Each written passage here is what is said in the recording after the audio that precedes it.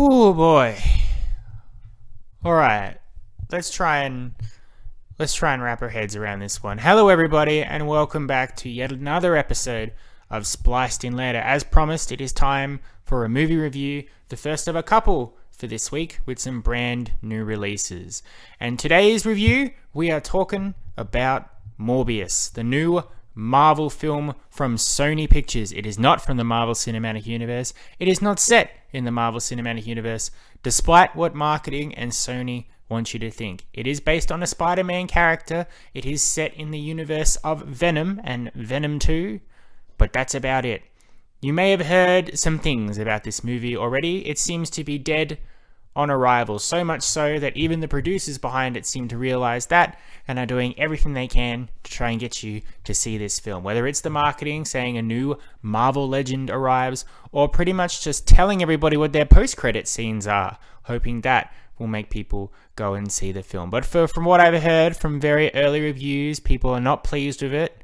People are disappointed, dismissive, in some cases enraged. But you know me, I don't listen to other people. I like to come up with my own opinions, and my opinions are sometimes shitty. I really like things that other people think are crap, and I think what people think is great are sometimes subpar. So, of course, I'm going to go see this movie as soon as I can. If you are familiar with this channel, with this podcast, you know that I love superhero films, especially Marvel films, and especially the Marvel Cinematic Universe. I have an ongoing series analyzing each entry into that to depth about how great it is, how they build their franchise, all the different characters, how they come together but have their own separate stories. It's a whole other thing. Aside from that, Marvel films, also good. They've had an interesting run. They've been high highs, they've been low lows. They don't necessarily have to be they don't necessarily have to be a part of the MCU to be good. And sometimes MCU films are not as good as other non-MCU films. So let's get into this one. If you're unfamiliar with Morbius, if you don't know what this movie is or anything like that, that's fair.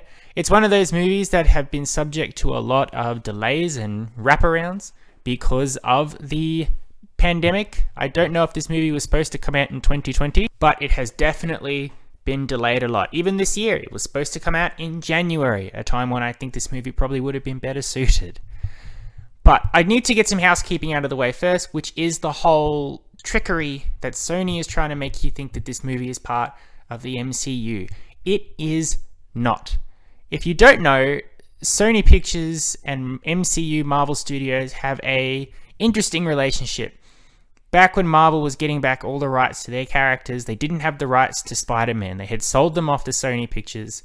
And Sony knew that Spider-Man is probably one of the best Marvel characters and has the best rogues gallery of all sorts of characters and villains that they could use. So they have been trying in their own separate way to make their own franchise, to make their own cinematic universe about Spider-Man and friends. It has not been successful, to the point with the historic deal made back in 2016 that the MCU could use Spider-Man in their world, but the Sony had the right to make their own movies separate from the MCU about Spider-Man characters, specifically their villains. The problem being that Tom Holland's Spider-Man is so great and is firmly part of the MCU that they've struggled with the concept of creating Spider-Man villains without Spider-Man. The only other things they've made are the Venom and Venom sequel. And as you've heard on these episodes, I don't mind them. I think they have embraced a campiness that can be appreciated. But they're also not great films. They are separate. They are in their own reality. They feel like someone once described to me that they should have come out in the early 2000s, and I cannot agree with that assessment more. But Venom is a character that was born off Spider-Man, so they had to come up with their own way of introducing Venom into the world without him in it. And of course, because they want people to like Venom and go see other Venoms, he's not really a villain. They turn him into an anti-hero when they give him more villainous characters for him to fight. He's the lethal protector. So he's not really, at least the early day Venom that you would expect from a movie. So now we have, of all Spider-Man villains, Morbius the living vampire, played by Jared Leto. In the comics, Morbius, the living vampire, his name is Dr. Michael Morbius. He has a terrible blood disease. He injects himself with a serum that he has devised from experimenting on bats, which help. It's very much the story of the Hulk, the Lizard, all those different characters. It essentially works. It makes him better. It makes him super strong and super powerful. But then there is the curse that he also becomes a vampire. And as vampires are known to do, they feast on blood to survive. Morbius is a straight up Spider-Man villain. I don't know how many comics I've read about Morbius, but from what I've seen of him in comics, from what I've seen of him on TV shows, his need for blood has turned him into a villain, a foe for Spider-Man, someone who has feasted on actual living people and gone up against Blade the Vampire Hunter. So I was intrigued about this movie. I thought it would be an interesting turn. As much as I love the MCU, they do all follow the same formula of a superhero that takes down a supervillain and saves the day. With something like Morbius, and indeed any sort of Spider-Man villain movie that you could do, it can take on a darker, a more twisted approach. They didn't do it with Venom, they turned him into an anti-hero. But Morbius, I thought, would be more of a difficult task. It would become maybe like a Jekyll and Hyde sort of situation. Because Michael Morbius himself has good intentions. But of course, when he becomes a vampire, he kills without discrimination because he just wants blood.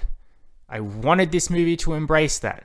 And in the beginning, it sort of does. The plot for this movie is basically his comic book origin story of sorts. Michael Morbius, he has a blood disease. He's been growing up with it all his life. His only real friend is a young boy named Milo who has the same blood disease. When he's older and he's become a very famous doctor, he's still trying to cure it. So he does his experimentation on bats. And then, of course, he becomes the living vampire. He needs to continue consuming blood or he will... It's not made very clear in the movie. He seems to say at the start that he will die if he doesn't feast on blood. But then later the film sort of flips and says if he doesn't feast on blood, he'll turn into a vampire forever? It's not exactly clear. Anyway, once he's injected with the virus, as what is to be expected, because they want you to like Morbius, and they want there to be a trilogy of Morbius films, and they want Morbius to be a relatable anti-hero and not a villain, they make out that the few people that he does kill in the movie are assholes. They push some girls around, they swear, so they go... Even there's a cop in this movie that says, you killed those people. They're kind of assholes, they probably deserved it. But then there's the concept of wanting to turn back into a normal person. Meanwhile, somebody else gets their hands on the blood serum. 3 guesses who. Very predictable what the movie's doing here. Gives into their more villainous approach. Is more into sampling blood. Morbius, I guess, has to stop him. It's very basic. It's not a long movie. It's pretty short and simple, sweet. I would say the plot is predictable, and it is, except it's completely all over the place. To get into the movie, I think you can tell from my opinion that I'm not a fan. It's really weird, I have to tell you. When the credits first started rolling, I didn't hate the film. And by the end of it, I kind of did. I'm not sure what happened during those credits. Oh yeah, post-credit scenes. Probably the worst things I've ever seen. I'll get to them in a minute. But it was more trying to think about what I'd seen. Let's start with the positives though. The film starts off pretty strong, I think. It really establishes Michael Morbius as a character, his relationship with his friend Milo, with his love interest, Dr. Bancroft, with his mentor, Dr. Nicholas. He has a goal, he has drive and motivation, and they do really well at fleshing out this disease and how it has affected him and how it has affected Milo, played by Matt Smith of famous Doctor Who fame.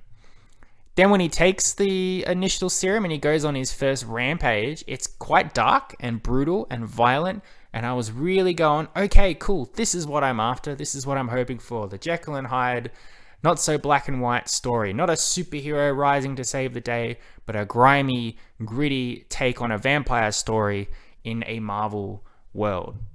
And then about halfway through the film, Morbius just stops being anything. He is extremely flat. He is boring. He has no motivation. It's not exactly clear what he wants to do or why he wants to do it. And the movie shifts and becomes Matt Smith's movie. And that's where the positivity absolutely shines. Matt Smith looks like he is having an absolute ball in this movie. He is stealing every scene he's in. He's chewing the scenery, he's hamming it up, but there's also a drive, a motivation to him. I wouldn't say it's not really much of a spoiler to say that he is the villain of the film. I won't say how he gets to that point, but there is motivation and drive for what he's doing and why he does it. I would say that he is one of the better developed villains in a Marvel movie, and that is saying something.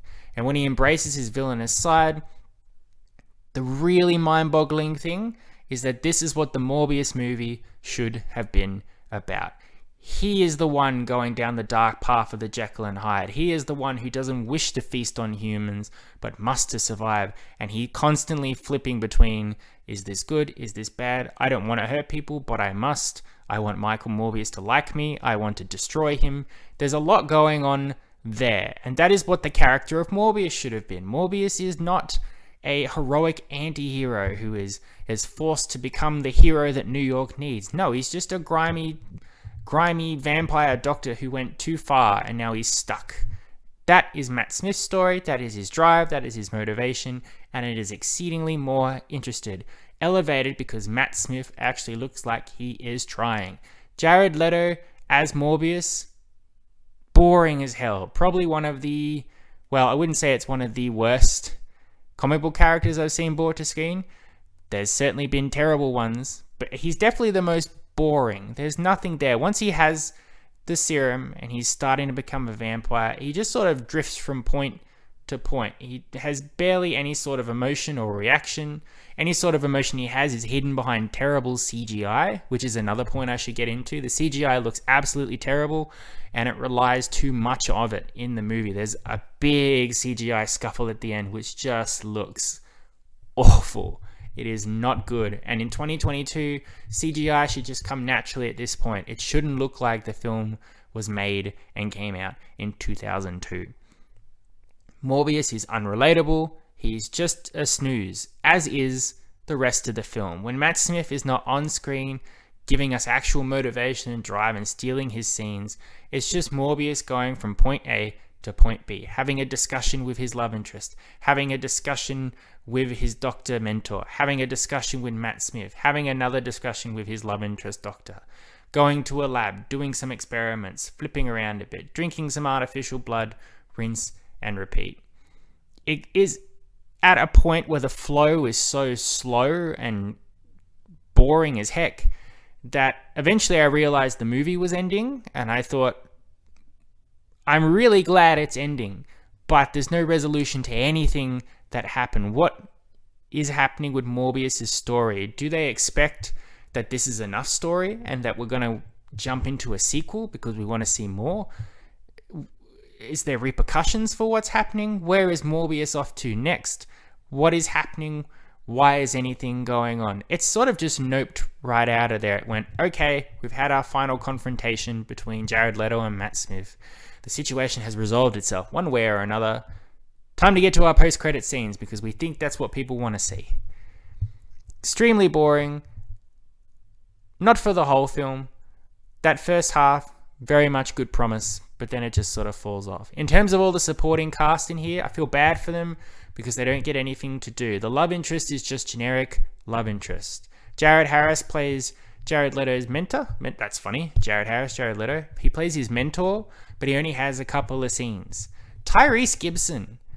I was interested to see Tyrese Gibson. I've been following him on social media. He seems interesting, and he has always brought a lot of energy and excitement to his role as Roman in the Fast and Furious franchise, and he's been hyping this movie up something fierce. He said that the late great John Singleton would be proud and amazed at his performance in Morbius. So I thought, okay, cool. He does nothing. His entire role is because he's an FBI agent. He shows up to the scene of a crime after the crime has been committed, looks around with a look of confusion on his face, and then rinse and repeat. He has a partner in this movie who says more and does more. He even alludes to this. He says to Tyrese Gibson's character, I'll go inside and get the CCTV footage. You move. We wouldn't want you to move more than you absolutely have to. I don't know if scenes were cut. It does seem watching the movie that it has been really chopped up and Frankenstein. Maybe it was supposed to be a completely different movie, but due to audience reaction or studio interference or panic, it has completely changed from what it was. I don't know. Tyrese said a lot about what his character was and his role and what he would be, and scenes from the trailer complement that. I feel like there was more for a lot of characters, more to do, more story, more drive. But as a result, he probably has about 6 lines. He barely raises an eyebrow, and he doesn't really do anything. He goes to Morbius's first crime, then he goes to another murder, then he goes to another murder, then he goes to the final murder, and that's it. And that's really sad. That's a waste of anyone. And I feel like there was more there, and it's been Frankenstein because there's just no faith in this movie for some reason. And that's another thing I want to say. I don't understand the need to make a movie and then to give up on it. I'm not sure. There had to be some people who went, we want to make a Morbius movie. It certainly wasn't Jared Leto from the sounds of it. And I guess it certainly wasn't Sony. Sony wants to make its Sinister Six movie. That's the thing it's wanted to do since its dying day, since its early days. It doesn't really care about establishing character or movies or plots. It just wants to make a Sinister Six movie.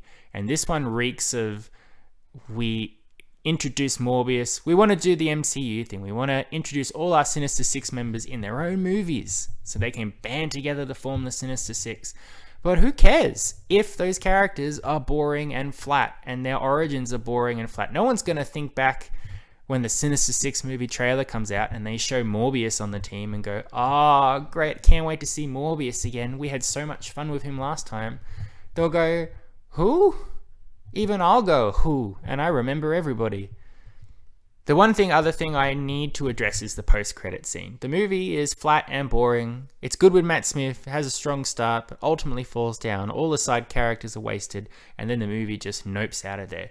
And then we have a couple of post-credit scenes that have already been spoiled by Sony, because they're in relation to a larger world, hyping off the success of Spider-Man No Way Home and the multiverse. I won't spoil it for you. I'm not going to be Sony and spoil its own movie. I don't think you should see the movie. If you want to see the post-credit scene, look them up online, but I won't be that guy that spoils for it. However, the post-credits are lazy, they are confusing, they are annoying, and they make me angry at the very concept of it. I will say right now that Spider-Man, Spider-Man 2, Spider-Man 3, Amazing Spider-Man 2, Venom, Let There Be Carnage, Morbius, as much as they want to be, they are not a part of the MCU. You can say they're MCU adjacent. You could say that about every Marvel movie that's ever existed. You could say they exist in the multiverse. That's fine. But it reeks of trying to use that hype train of the MCU where actual effort and attention to detail has been put in and trying to say, oh, our movies are a part of it because look what we did with this. Also, the post-credit scene doesn't make any sense. And when I looked up the reason for why it happened, the director was just like, why not? And that alone makes me furious. Overall, Morbius. I don't like it. I feel bad for it because I didn't hate it this much when the movie ended. When those credits started rolling, I was kind. I was polite. I was focusing on the positives. By the end of the credits, I was angry. By the end of this review, I'm even more furious because it was just a blah movie that obviously nobody had any faith in and nobody bothered to try, and I feel terrible for the few people involved in this movie that actually tried. Matt Smith is a genuine talent that was wasted in this movie. The movie should have been about him. He should have played Morbius and played Morbius like he plays his character, because that's what the Morbius movie should have been about, instead of Sony constantly trying to take these Spider-Man villains and turn them into anti-heroes. That's not what they're designed for, that's not their character, and that's not what people are going to see. And if you're doing it to make a Sinister Six movie, I guess the Sinister Six are going to be the new Avengers. Strong start, interesting concept, Matt Smith, great. Few good points. Overall though, very boring movie that's completely all over the place, an absolutely wasted supporting cast, and a bland main character that has nothing there and doesn't do anything. This movie gets a 3 out of 10 from me, which may be the lowest rating I've ever given something. I wanted to give it higher because of my praise for Matt Smith, but that's just liking a character's performance in a movie that's not even about him. Okay, maybe 3 is too harsh. I'll bump it up to 4 for Matt Smith, but that's as far as I'm going to go. Suffice it to say, I don't recommend you see it, and I don't want you to be confused and think that it's part of the MCU. It never will be, not as long as I live. Thank you very much for listening. I hope you've enjoyed this very, very, very passionate review. I will be back tomorrow, for I am very much predicting a much more positive review. Anything will be more positive than this. I'm going to go see Sonic the Hedgehog 2, and I'm actually excited to review that for you because it's a bit of a milestone for this podcast, because the original Sonic the Hedgehog was one of my first early day reviews when starting this podcast, which means that an entire movie has gone into production, been filmed, and released while I've been doing this podcast. And that's a pretty good achievement, I suppose, for me. It just means I've been doing stuff for a long time. It really is a reflection of time. Time is a cruel mistress, and it will not stop for any of us. But anyway, tune in tomorrow for that. I'm expecting good things because I'm not a huge Sonic fan, so I can't get too mad like I have just been mad about Morbius. Until then, I love and appreciate you all as always. Stay safe, stay kind to one another, and I will catch you all next time.